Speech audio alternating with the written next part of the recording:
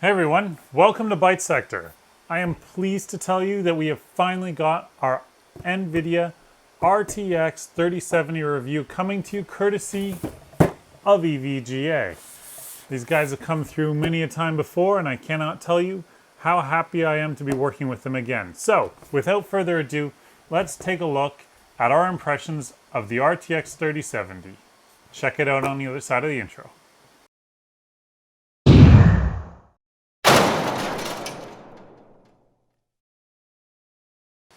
Before we dive into the 3070, I kind of wanted to take a look at the history of my graphics cards.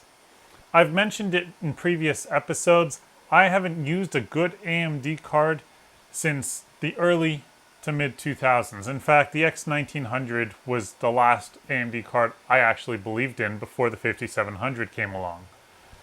So since then, and I couldn't find it, but I started out my NVIDIA career with a 6800 XT, which was one of the very first PCI Express graphics cards to hit the market way back in 2005. NVIDIA graced me with a pre-production unit. Amazing. It sold me on the NVIDIA promise. Then in 2007, I went out and grabbed an 8800 GT from EVGA, and I loved it. 512 megs of DDR3 memory. Amazing. Just over a year later, the GTX 280 came out, and I pined for this card. I wanted it badly. And then, not that most of you will know where this is, but an online retailer based out of Ottawa, Ontario, and Canada had one that was $200 under the average going price. I pounced on it. This became a stalwart in my gaming PC, my personal gaming PC, for years. I loved it. I stuck with EVGA because they had the lifetime warranty. They had no hassle. I swear by this card. And then it decided to give up the ghost in 2014. Early 2014. So I went out and I got this card, and I threw a water block on this so it's not instantly obvious what it is, but it too is an EVGA GTX 770. Didn't have quite the money to splurge on anything higher than that, so it served me well, and as you can see, I embraced it. I threw a liquid cooling loop on there, and it worked well. Again, absolutely amazing. And then the 10 series came out, and I couldn't resist. So I went out and grabbed myself a 1070 Ti. At the time, it was a good purchase. It served me well. Another EVGA graphics card here. I can't tell you how much I swear by these guys. And again, save for this ugly beast of a green PCB, EVGA has backplate and a black PCB, black PCB, black matte PCB, loved that. And then 2 years ago, I decided to revive Bytesector. And I needed a test bench, and I thought, well, I can't do benchmarking on a crappy graphics card.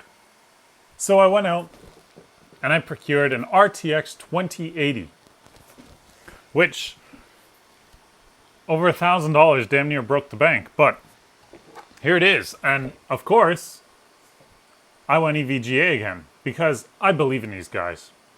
They've never let me down. They've honored their warranties. Almost never had a problem. And again, we got a backplate, which is consistent at the 80 level. Clearly, no backplates at the 70 levels. So that's my history of graphics cards pre-2020. 13 years of graphics history right here. And that brings me to today's topic.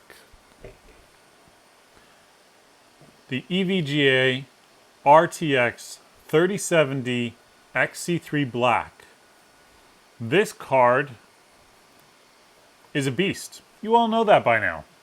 I wanted to take some time though to take a look at this card, see how it compares against the predecessors, how it looks, and then get into some of the more fun details of the 3070. So let's get rid of this crap, because it's all old. NVIDIA made a huge departure with this generation of graphics cards from the tradition of graphics cards. And one might think, well, does it play games? Yes. Does it have outputs? Absolutely. Does it have fans? Yep. Heatsink? Yep. PCB? Yep. Memory? GPU? Yep. So what is the departure? Well, they revolutionized cooler design. And I know that's kind of something odd to say, but it's true. And they made a big show about it at the announcements. So it comes as no surprise to me that when I flip this card around, we see some of those improvements coming to light in these third-party vendor graphics cards. So in this case, we have cutouts in the PCB that allow air to flow from the fan on the front through the PCB to the back instead of bottling that heat up against the PCB and forcing it out the sides, which is what graphics cards up until now have always done. That's the first major improvement. So the RTX 3070 from EVGA. What can you expect? Well, you'll get dual 8-pin power connectors, which is a fair bit, given that it's not the 3080, but it's the same number of power connectors as the 3080. So, that's interesting. We've got the cooler design, which isn't to be ignored. 3 fans keep this card nice and cool. A huge set of heat pipes and fins to keep the heatsink and the heat dissipation going. What is it? 1, 2, 3, 4, 5 heat pipes come out the end here. That's not bad. Then on the back, we have 3 display ports and an HDMI output. And a beautiful matte black I/O shield.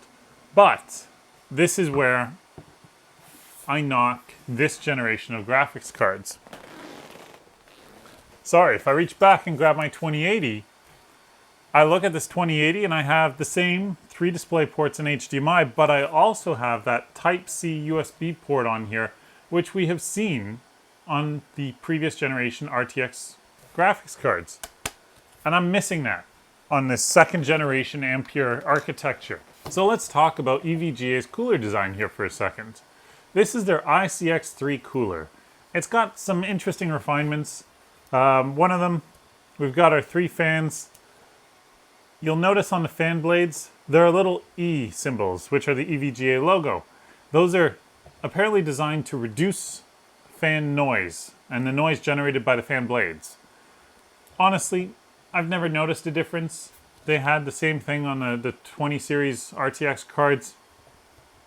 Honestly, it never gets hot enough to spin these up to max speed. At least not in this environment. And it does get toasty in this area because of the server rack.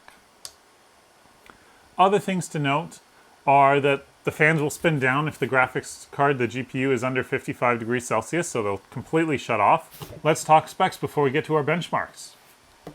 The RTX 3070 comes with 8 gigs of GDDR6 on a 256-bit memory bus. Not bad. You know what? I've mentioned this before. Back in the early 2000s to mid-2000s, 512-bit memory buses were all the rage from the ATI AMD camp.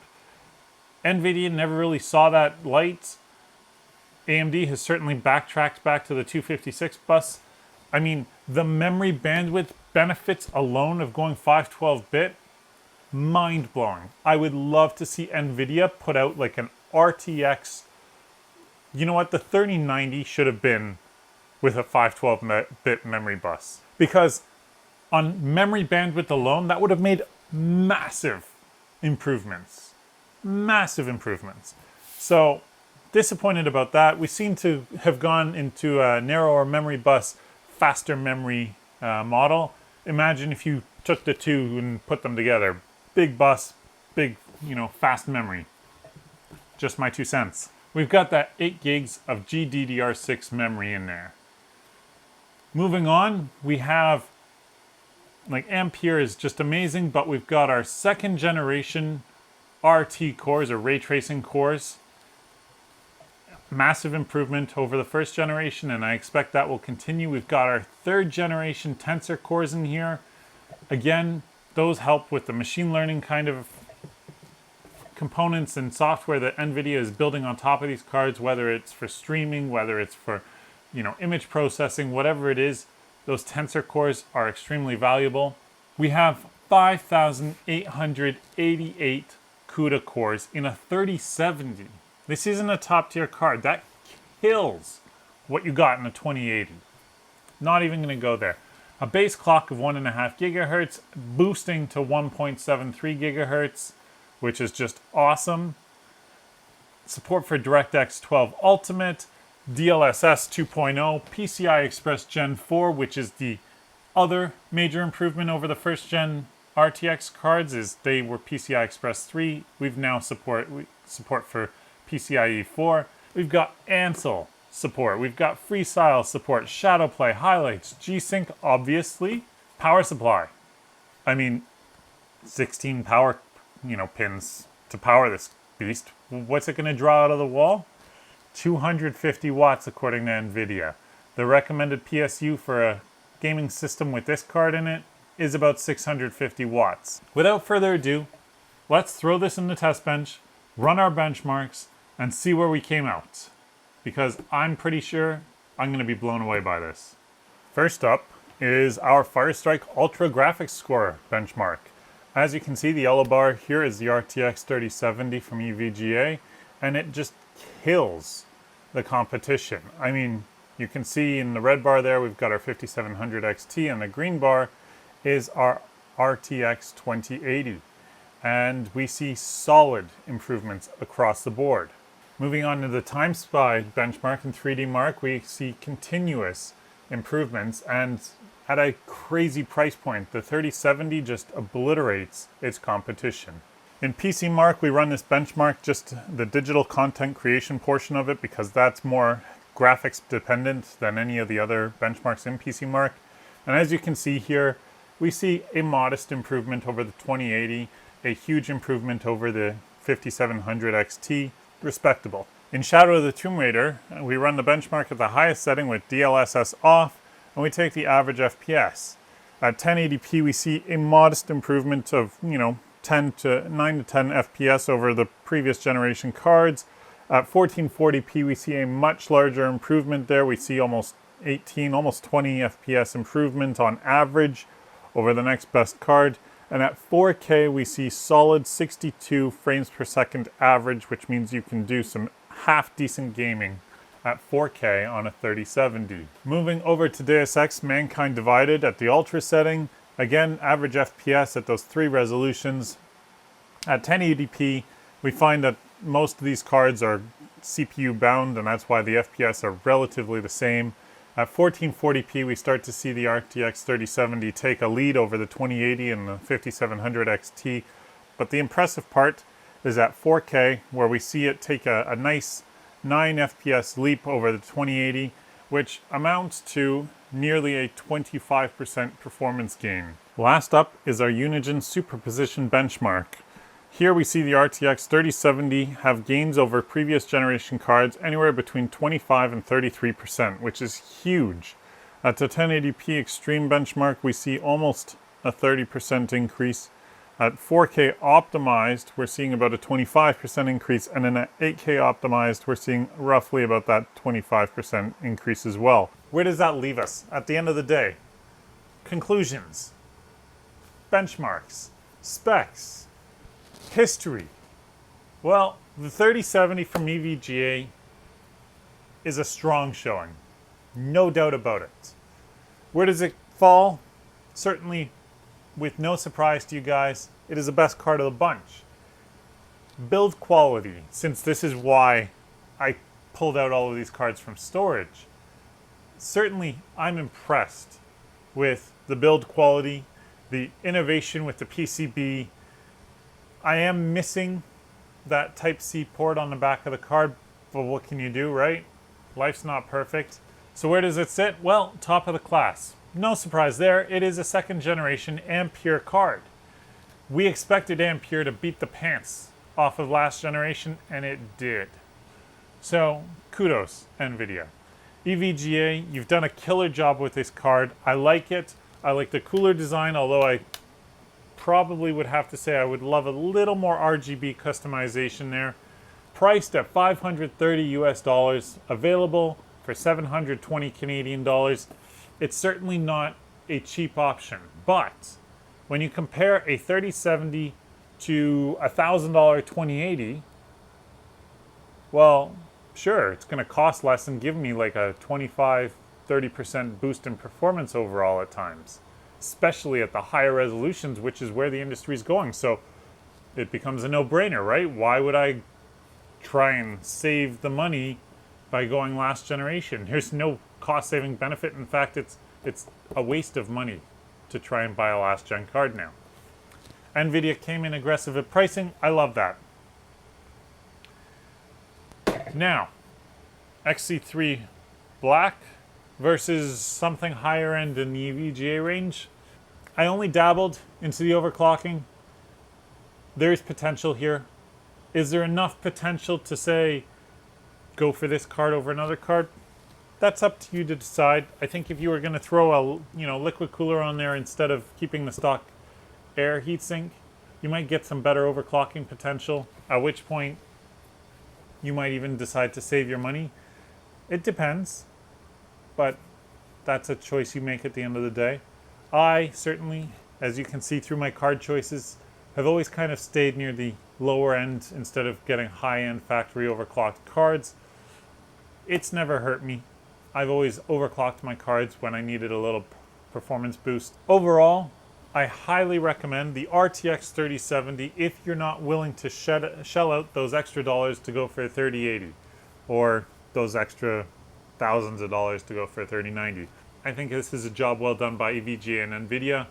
I cannot wait to see what the graphics industry produces next, but in the meantime, I'm going to sit back and enjoy this card.